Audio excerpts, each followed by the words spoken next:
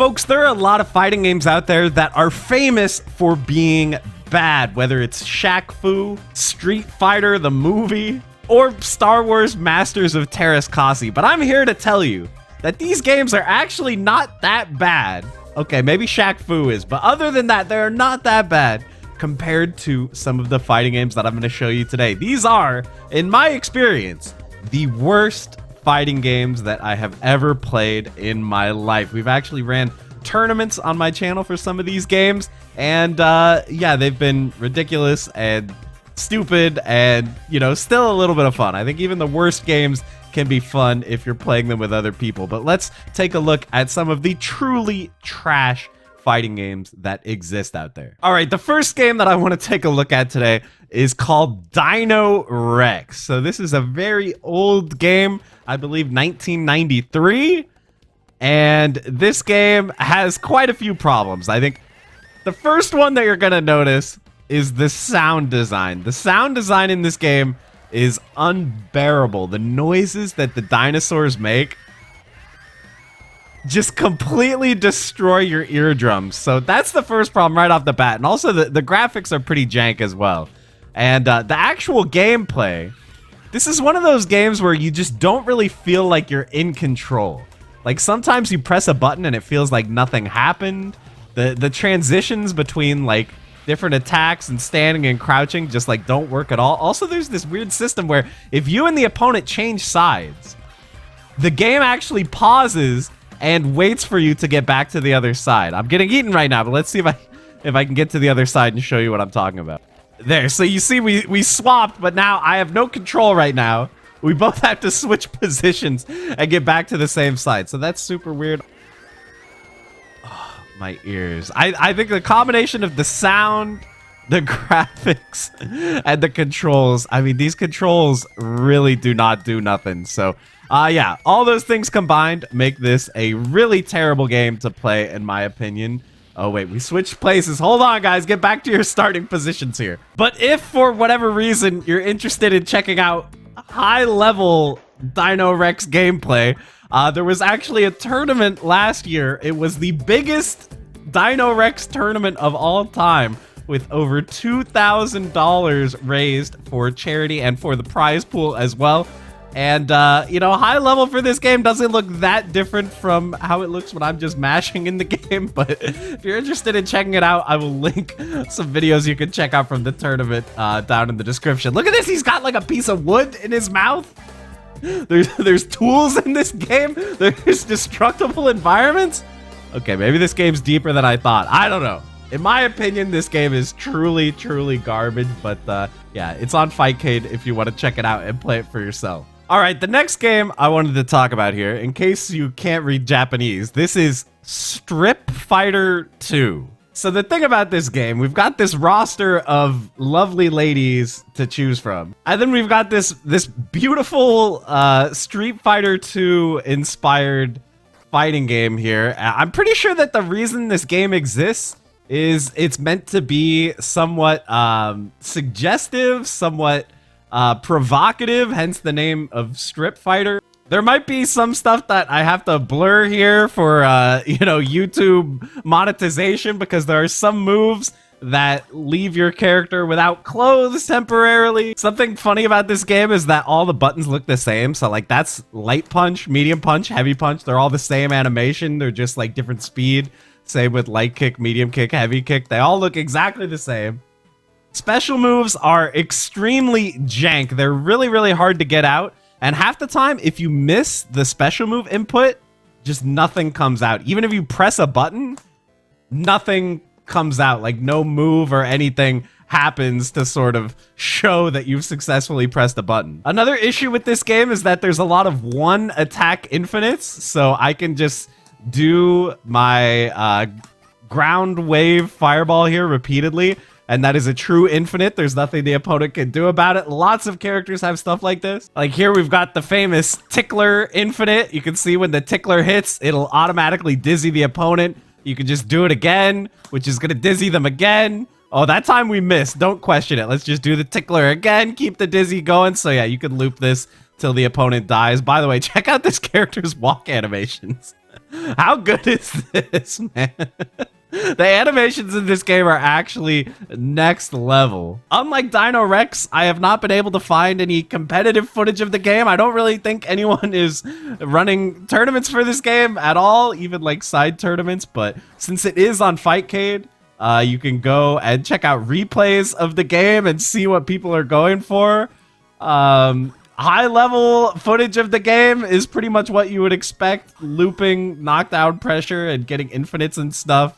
And yeah, overall, I think the combination of the controls basically not working, feeling like half the time your buttons just don't come out, super awkward, along with sort of the horny nature of the game, makes it something maybe not worth playing more than just a few minutes just to see how goofy this game is. So yeah, Street Fighter 2, it's a PC Engine game, a weird kind of forgotten console that not a lot of people remember, but it's an interesting one, even if it is truly, truly terrible. All right, and the final game that I wanted to look at today, I would say is probably the worst fighting game that I've ever played. I don't know, maybe I'm being too hard on it, but we're looking at Blandia.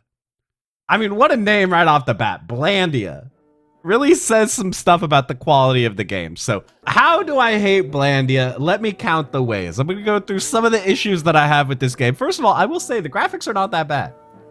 I think the sprite art, it looks pretty solid, but the audio, on the other hand, is pretty horrendous. So first of all, every song in the game is just like 2 measures repeated forever. It's just, that's it. It's just 2 measures of a song repeated forever. So you get tired of the music really, really fast. One interesting thing about this game is they tried to implement like an armor system. So you can see my attack actually did no damage to him. Instead, it removed his armor. So now I'm actually able to damage him. Oh, I accidentally got a crouching throw. I was looking to hit him low. So you can see, you know, we're knocking off the knee pads here.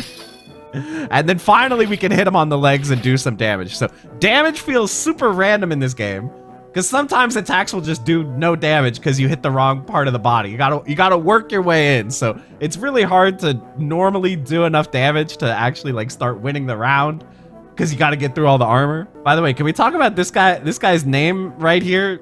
It's Diocles, but I think everyone knows really that this guy's name is Dickles, right? That's what everyone says. Like if we look on character select screen, clearly we're looking at Dickles right here, right? This is another game where, again, like special moves feel super weird and jank. So, you know, Diocles, Dickles, he's got this fireball, which is quarter circle forward plus slash, which it's really hard to get it to come out. But he's also a charge character. We can charge back and then do forward plus slash to do this really awful, janky charge attack similar to Balrog, but you can't actually overcharge in this game. So if we hold back for too long, we actually lose the ability to do his charge attack. So if you hold down back for too long, you're locked out of doing the attack. You have to hold it for like precisely 2 seconds. No more, no less. So charge moves are obviously super, super janky to do in this game, but you know, a lot of moves in this game just feel terrible anyway, so you're not missing out on that much by not being able to do them.